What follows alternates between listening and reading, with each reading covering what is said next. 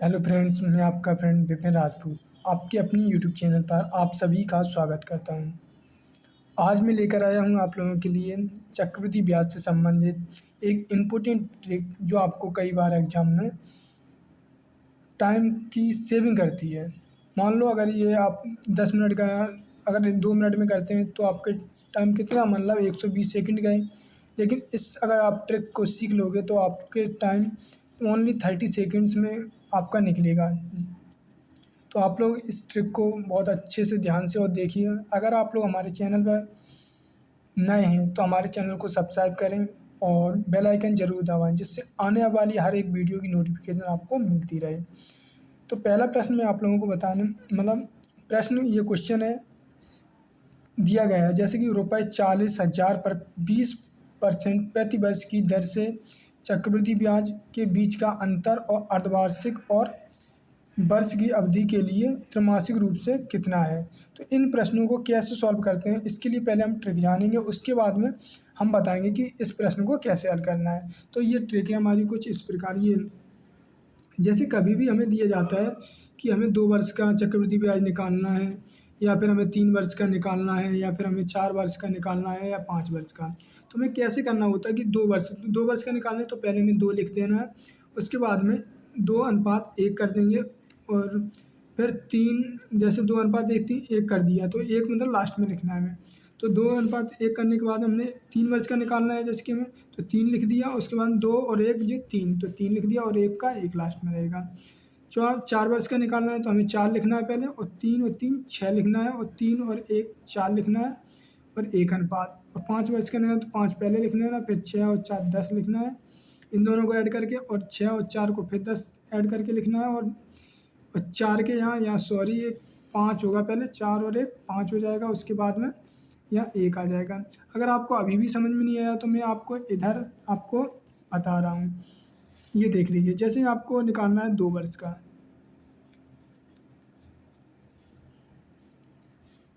2 वर्ष का निकालना है तो आपको क्या करना है, यहाँ पे 2 लिखना है और 1 लिखना है।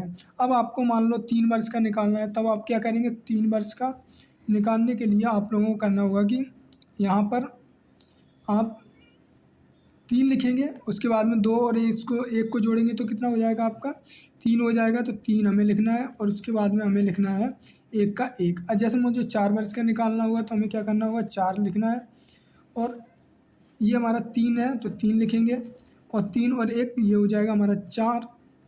सॉरी, पहले आ जाएगा 3 और 3 6 आ जाएगा। उसके बाद 3 और 1 4 हो जाएगा, और उसके बाद में हमें लिखना है 1 का 1 ही लिखना है। ऐसे हम 5 वर्ष का निकालना है, या फिर और भी निकाल सकते हैं, 5 या 6 7 8 जितने भी वर्ष का आपको निकालना है। ज़्यादातर आपको 3 4 वर्ष का ही पूछा जाता है, इससे ज़्यादा नहीं। तो इसको हमें 5 वर्ष का निकालना है, यहाँ पे हम 4 लिखेंगे, और यहाँ मतलब हमारा 5 वर्ष तो 5 लिख लेंगे। उसके बाद में 4 और 6 10 हो जाएगा, और 6 और 4 10 हो जाएगा। उसके बाद में 4 और 1 5 हो जाएगा, और इसका 1 हो जाएगा। तो आप लोगों को ये जिस तरह हमने बताया इसी तरह ऐड करके लिख देना है। अब जैसे कि प्रश्न आपका ये आता है कि रुपये 40,000 पर पर 20% प्रति वर्ष की दर से चक्रवृद्धि ब्याज के बीच का अंतर और अर्धवार्षिक और वर्ष की अवधि के लिए त्रैमासिक रूप से कितना है। मान लो अगर हम इसका देखो ब्याज अगर हमसे अगर छः छमाही का पूछा जाए, मतलब 6 6 महीने का लिया जाए, 6 6 महीने का अगर हमें ब्याज लगेगा तो 1 साल में हमारे कितने बार हमें ब्याज देना होगा, तो 2 बार देना होगा। कितने बार, 2 बार देना होगा। और अगर हमें यहाँ 3 महीने का बनाएंगे तो हमें 3 3 महीने के बनाएंगे तो हमारे कितने हो जाएंगे, तो हमारे हो जाएंगे ये 4 हो जाएंगे। तो हमें ब्याज कितनी बार देना पड़ेगा, हमें 4 बार देना होगा। तो तो आपको कितने बनेंगे, ये 4 बन जाएंगे। ये 2 वर्ष के मतलब 6 6 के 2 बनेंगे, और 3 3 के 4 बन जाएंगे। तो अब आप लोगों को क्या करना है कि इनको मतलब देखना है। अब आप अगर आपको बोला जाता है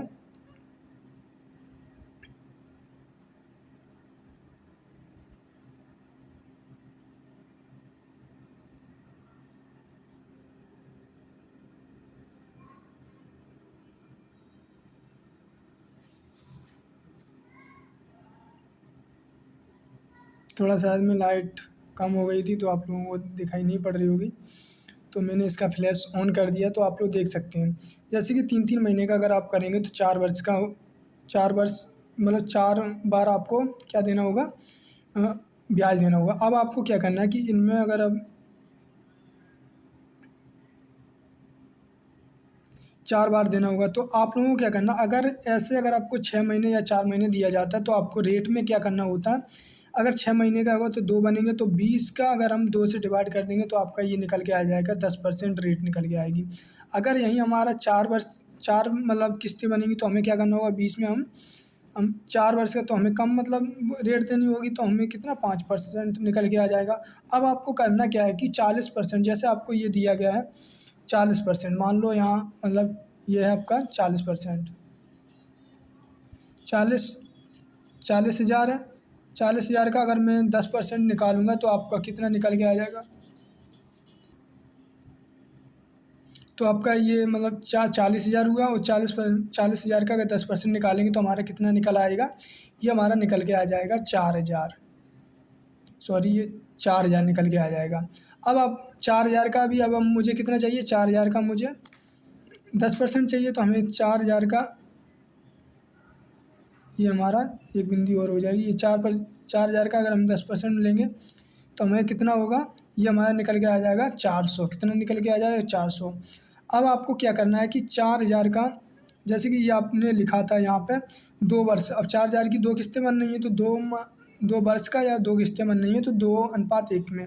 तो अब आपको क्या करना है, यहाँ पे 4,000 का मल्टीप्लाई करना है हमें 2 से, और प्लस करना है उसके बाद में 400 का मल्टीप्लाई करना है हमें 1 से, क्योंकि ये 1 था मतलब 2 पहले और उसके बाद में 1, तो ये आपका निकल के कितना आ जाएगा, ये आएगा आपका 8,000, और प्लस में 4 4 एकम 4, और तो आपका ये 400, तो आपका ये कितना हो जाएगा, 8,400 निकल के आ जाएगा।